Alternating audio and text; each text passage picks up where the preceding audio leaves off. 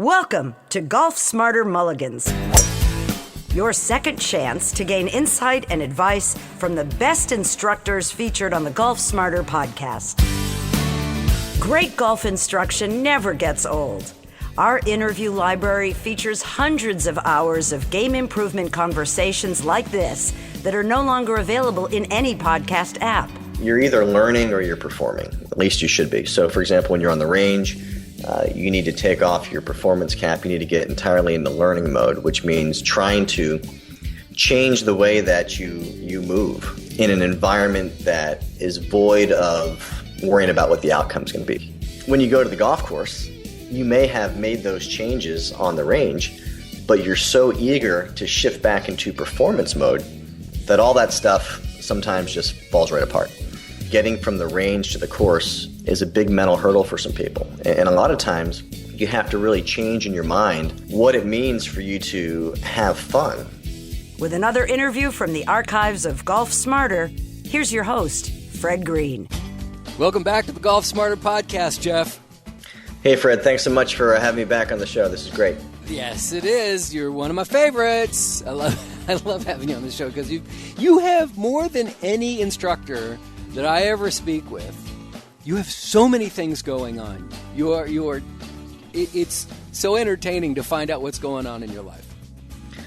Well, I appreciate it, and I tell you what, sometimes it's hard for me to keep up with what I've got going on. But the thing is, I love diversity. I love variety in what I do. A lot of times, I think of the golf business from an instructional perspective as sort of an extended version of the entertainment business a little bit. You think about what the purpose of my coaching is, and it's really to try and help people learn how to play the game better than they do now, but it's also trying to entertain them with interesting content that's golf related, interesting content that might be health and fitness related, to be able to tell stories, to be able to take them away from what they're doing on their daily lives in their regular businesses and whatnot, and give them something that they can look forward to seeing or reading or engaging in. So, that's kind of the challenge that I put in front of myself each day. What can I post in social media? What can I, video for YouTube? What can I write about in some of the many magazines that I've been fortunate enough to write in that get people thinking and have them say, hey, Jeff, thanks for, putting this information out there. And the response I get is always something I enjoy, and it just kind of keeps the snowball building, man. I love doing it, and the last 10 years of my career have been really good, and I'm just fortunate to be in a position now where people are willing to listen, and they seem to like what I have to say. Well, at least I'm willing to listen. Yeah, at least you are. We know that. and I think it's fair warning that we tell whoever's listening at this moment beyond me is that you've already agreed. We're going to do two parts here. We're going to make this a two-part conversation, so we'll do a members-only episode as well. But where I want to start on this conversation, because I think everybody has some interest in this concept, especially people who have kids that are starting to play golf. You have recently hooked up with, or being promoted to, a position with the Nike Junior Golf Camps, correct? That's correct. Yeah, I'm out in Arizona, and of course during the summer months it gets pretty hot out here. So the last 10 years or so, I've been running Nike Junior Golf Camp programs throughout the country. I was doing them up in New York, and then some spots in northern Arizona and Wisconsin. I did some in San Diego, and it was just sort of a one-off thing. It was a week here, a week there, a nice way for me to get out of town. And as my presence in the game grew a little bit, I got to know those guys on a much deeper level. So just a few months ago, they named me a national director of instruction for Nike golf schools and junior camps. So something I'm really excited about, and it's a platform to try and take junior golf, to the next level. A lot of junior programs that were really thriving, back in the day, they sort of, lost their way a little bit. I grew up in a small town, and the golf club that I grew up at, we had junior memberships where for $300, as long as you had a member sponsor you, you didn't have to be a member of the club, but you got a junior membership, and you got to play this beautiful country club every day. And we had a really cool program. Jim Furyk was on my high school golf team. He was in that junior program, and I can count about 5 or 6 people that were, part of my junior golf group each day, just playing golf at the golf course, where we all went into the golf industry as either players or coaches or people that were working with different golf associations. So I think that nowadays, facilities are so concerned with filling tee times, and a lot of times people think of the junior market as maybe a bit of a nuisance, so to speak. That these opportunities aren't quite there as often as you like them to be. So with Nike, we're trying to take this thing and really blow it up on a global level and really try and throw some more empowerment back towards the way of the kids. And my first order of business is the Nike Junior Golf Monterey program, which is located right in Pebble Beach, California. So we're going to do 6 weeks of camp this summer. 2 weeks are dedicated towards advanced players. And it's really a dream experience for junior golfers. The kids are going to play Spyglass. They're going to play Poppy Hills. They're going to play Del Monte. They're going to play Bayonet, Rancho Cañada, the Peter Hay par 3 course right at Pebble Beach.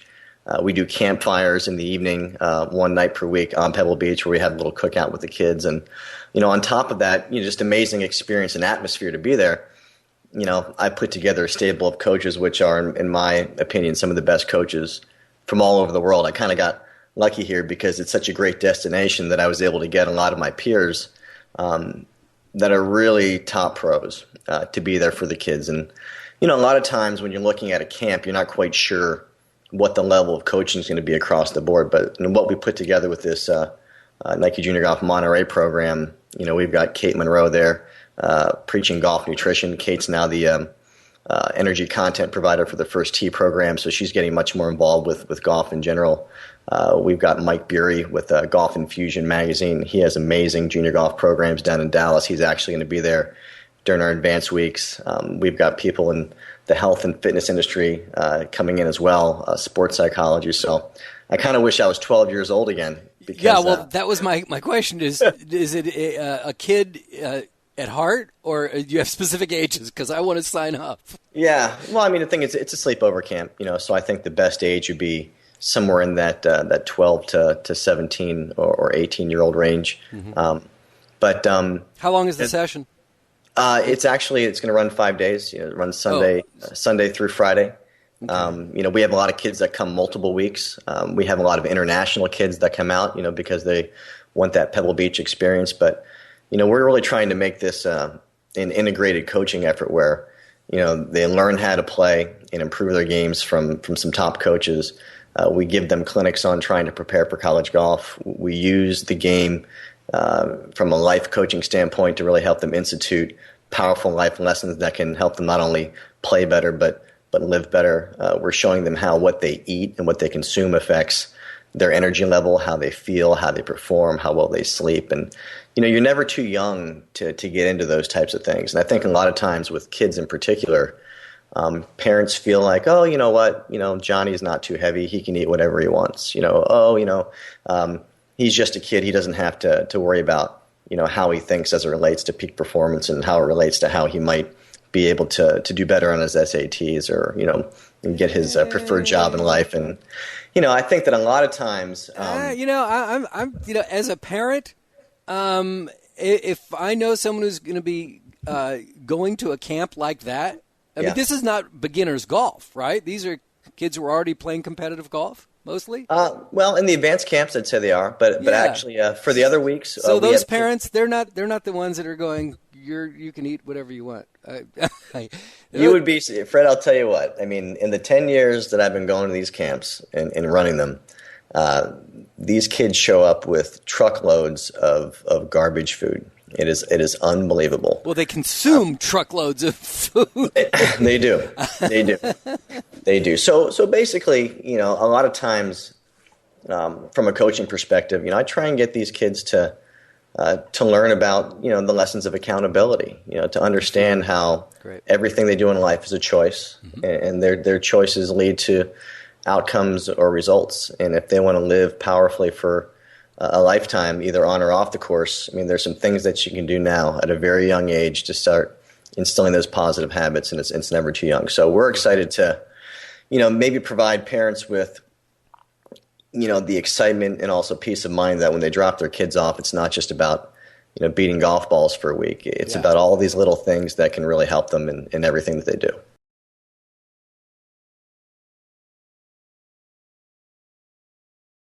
I just wanted to warn you that, coming from Arizona especially, don't plan on bringing lots of shorts with you. Bring long pants and warm clothes, because Monterey in the summer is not going to be that hot. Yeah, well, that's what I'm most excited about. That's what I'm most excited about. So getting out of the desert, no summer. The summers here are they're so long. They just never seem to end. And just when you think that you could be watching an NFL game on TV in end of September, and you see a stadium full of people wearing parkas, and it's they got flurries in Green Bay, and you walk outside and it's still 112. It's brutal. Well, watch the games during summer in San Francisco, and they're wearing parkas. Yeah. So with the camp, again, I was saying these are not beginner golfers. These are kids who are already on a competitive level, I assume. So, well, I mean, I wouldn't say that. I mean, really? we have two. We have 2 weeks that are advanced. Oh, okay. And then the rest of the weeks are for kids that are interested in the game, and I would say that they're at least avid on the level where it's something that they want to do on a regular basis. Even if they get to the golf course, once a week in the summertime, or maybe even once every 2 weeks, as long as they understand that when they come out there, we're going to have 3 hours of coaching in the morning, and then we're going to have some lunch. And then we're going to play as much golf as we can until they kick us off the course. So for 12 to 18-year-olds, these are ones, and again, I'm speaking from my experience parenting, that they've already been to camp at least one summer, and many of them have gone to sleepaway camps. So they know what they're getting into. If they're agreeing to go for a week to a golf camp, I think the kids would have some sense of what's going to be involved. And they agree to it with their parents. Absolutely. Yeah. And we've got some great housing quarters. We're actually staying at the Robert Louis Stevenson School. It's located right within the gates of Pebble Beach. It's a very prestigious prep school, and they just have a lot of great amenities. The dorms are fantastic. It's a very safe environment, an engaging environment. When parents go there, I think they're really excited about the fact that they decided to engage the Nike Junior Golf Camps program out there at Pebble Beach. And how can people learn more? Where would they go to sign up, get brochure information, show their kids if they wanted to get involved with this? They can go to the website is ussportscamps.com/golf. It's the fastest way to get to the Pebble Beach. US Sports Camp Camps.com. / golf, yeah. So it'll be listed under Pebble Beach or Nike Junior Golf Monterey. Sometimes those things are synonymous. And then of course 1-800 Nike Camp would be the 1-800 call-in hotline, so to speak, where they can get some great information. Another thing that I've done to try and really bolster interest in the program is I've committed, and I love doing video, Fred. Yes, I know. I've committed to putting together 100 coaching videos between now and the start of camp, which are all junior golf related. I'm shooting them here on location at my academy at the Raven Golf Club Phoenix. But so far we're about 12 deep, and each day I'm just committing to going out there and trying to knock some of these out. And they're all about the things we talked about. They're about the technical side. They're about building a foundation to play better. They're about the health and nutrition side, the mental attitude. So really trying to take the YouTube channel, which has been such a big success for me, and really make it a platform for parents and kids to get on there and maybe get excited. It seems like there's tips for everyone, but there don't seem to be a whole lot of tips for kids out there in the YouTube platform, so to speak. So I'm going to try and change that. Now, Jeff, you introduced me to somebody who we had on the show recently, and I really enjoyed talking to him, and we've gotten a lot of great feedback and questions for Martin Chuck of Tour Striker. And I understand that you and Martin are starting to do some teaching together. You're putting an academy together? Yeah, actually, Martin and I have been good friends since our college days at New Mexico State University. And okay. And I've been teaching for a long time now, and Martin has found great success with his Tour Striker brand of training products. And Amazing. yeah, there's a golf management company called OB Sports. They run about 50 courses throughout the country, and they were actually the management company that was running my former location, which was the ASU Karsten Golf Course. I was there for 11 years.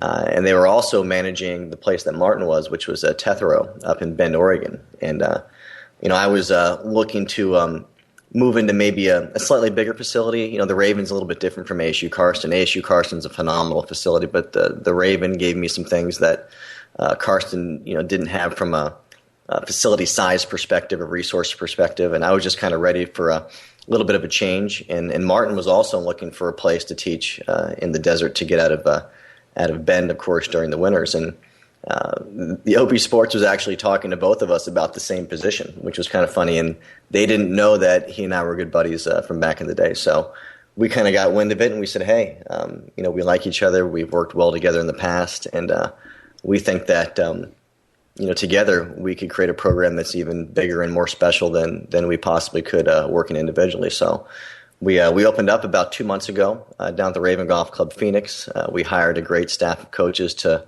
work on our behalf, and pretty much we're trying to put together the best possible learning environment with the best technology and the best resources that Arizona or any other place in the world has, for that matter. So we're trying to go big, man, and we're excited about it. And so far the response has been fantastic to what we've been putting together.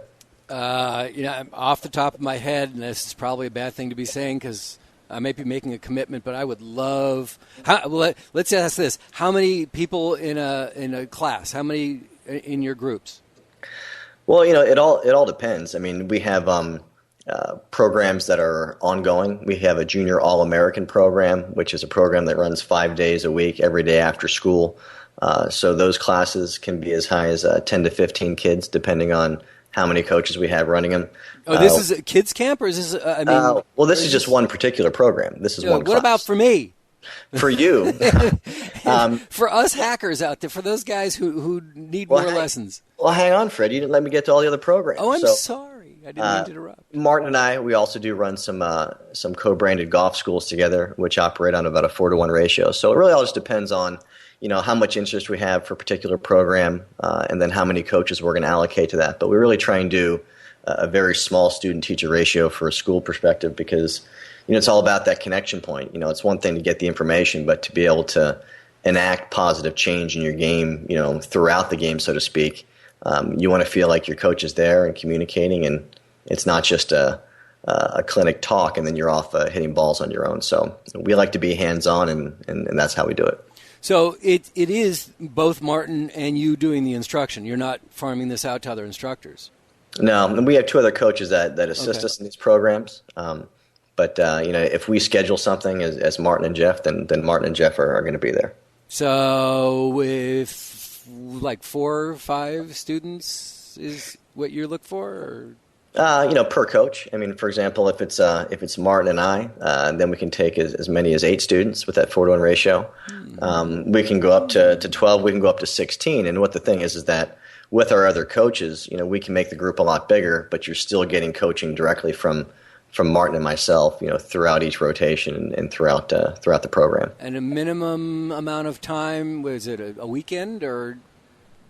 For one of the schools I'm discussing here, they're mostly 2-day schools. We'll have you roll into town, the evening before school starts, have a little meet and greet, and then we have just 2 great days together. So, kind of like the time that we spent together when you came down and we had dinner. Right. We really like it to be not just the coaching aspect of it, but the relationship building aspect. And when people come out and they want to, commit their resources to spending 2 days, I mean, we're going to work hard for them. We're going to give them 2 days of the best coaching we can put out, but we're also going to give them the most of our time, whether it's, on the golf course or having breakfast in the morning or maybe doing something in the evening. We want them to leave and go home and say, that's the best thing I ever did.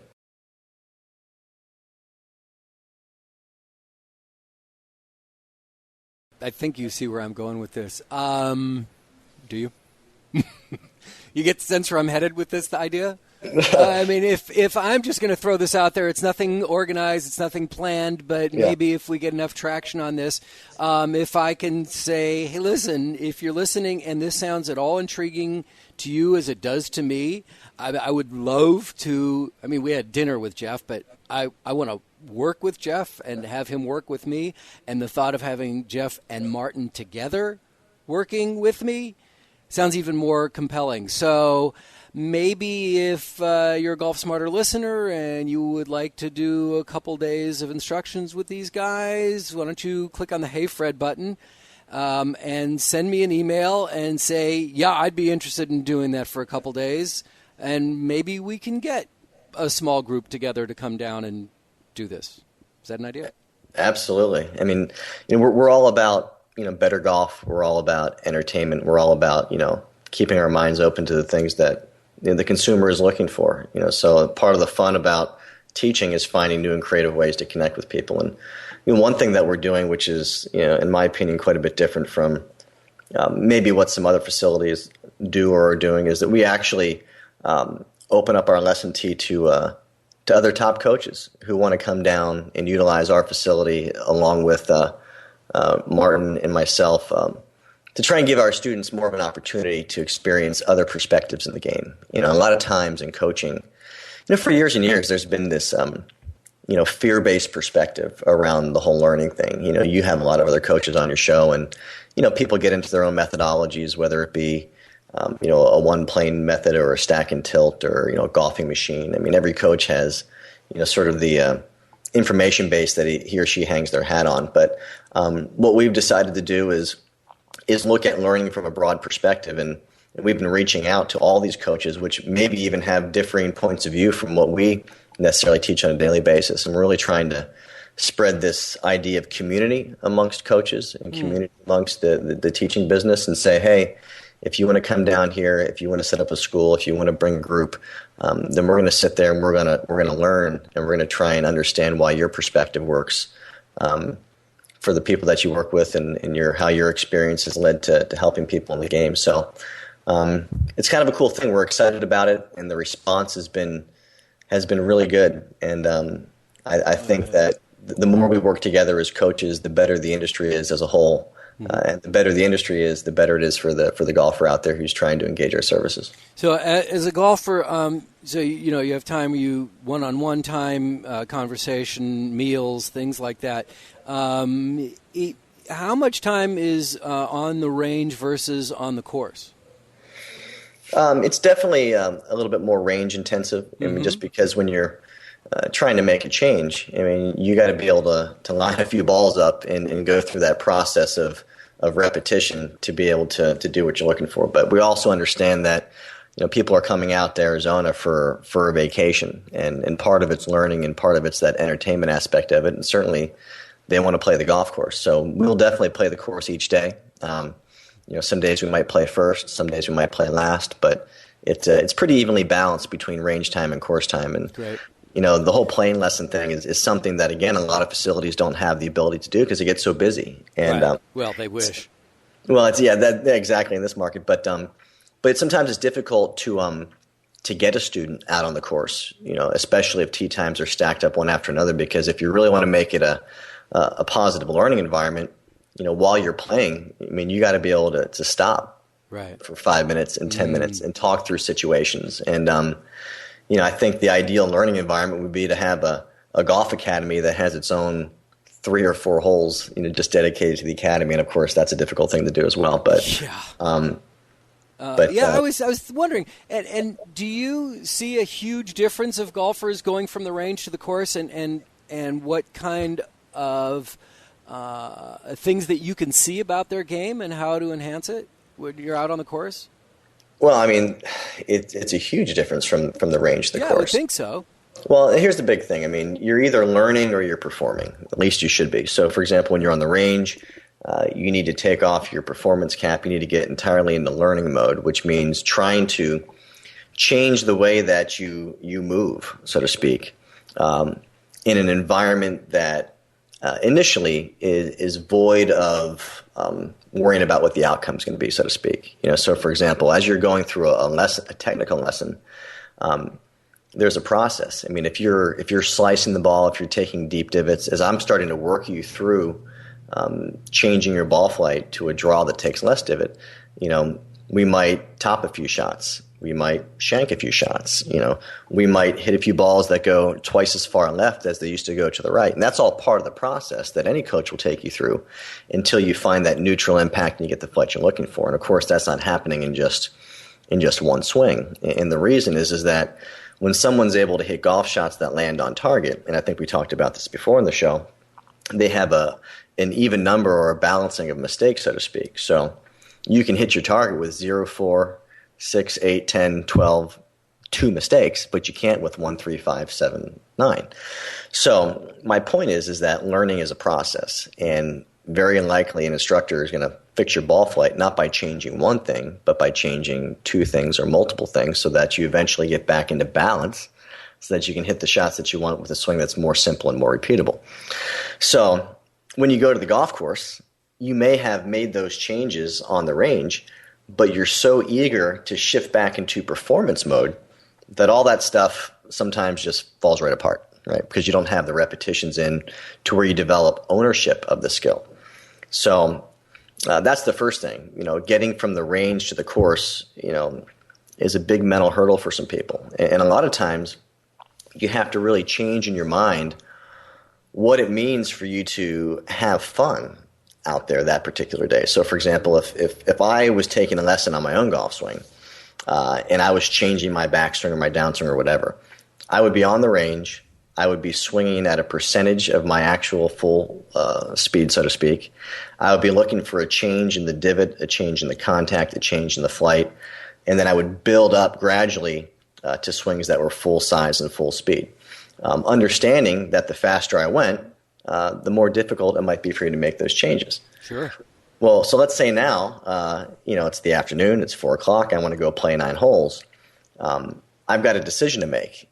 Either I'm going to go out there on the golf course and still call it a learning environment, or I'm going to go out there and I'm going to shift entirely back to performance.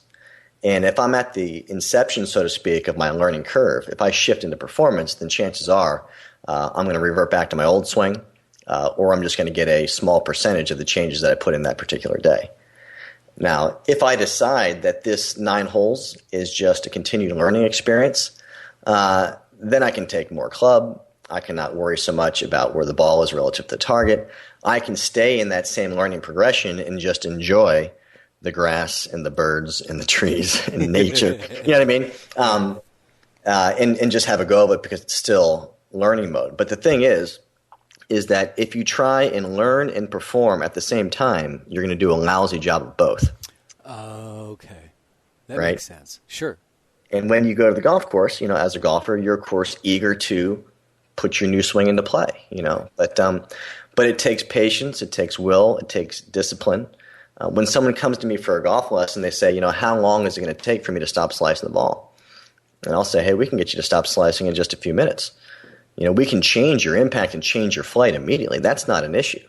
The issue is obtaining ownership over that skill.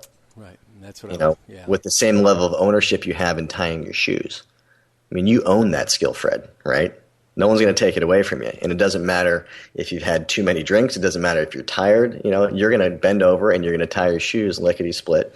You're not going to have a problem with it. Well, tying your shoes is the same motor skill as hitting a golf ball or playing guitar or whatever. So, when people come in for lessons, so to speak, I show them a big change fast. I get them excited about what the possibilities are. But I definitely let them understand that if they're going to do this at a high level consistently, then you got to put in the work. And right. That's all about deservingness, and that's all about just the way things work in this world. Well, I use Velcro in my shoes. I gave up tying years ago. You circumvented the system. Listen, well, we've hit our 30-minute mark, and we are going to continue the conversation. I want to actually pursue this conversation about changing, making changes, and what you say, taking ownership of it, and and the follow up on that. To me, that's my issue with schools is the follow up, follow through. Once you leave the school. And also, in our next conversation, I would love for you to give me a reporter's viewpoint of this year's PGA show. I know that you were there. So let's continue that. And that will be a members-only episode. And so I invite everybody who's interested in continuing to listen to Jeff, or many of these conversations we've been doing lately have been two-part conversations, and the only way you hear part two is if you join Golf Smarter for members only, and you can do that at golfsmarter.com. So, Jeff, we'll continue this conversation on our next episode, all right? All right, Fred. Thanks so much.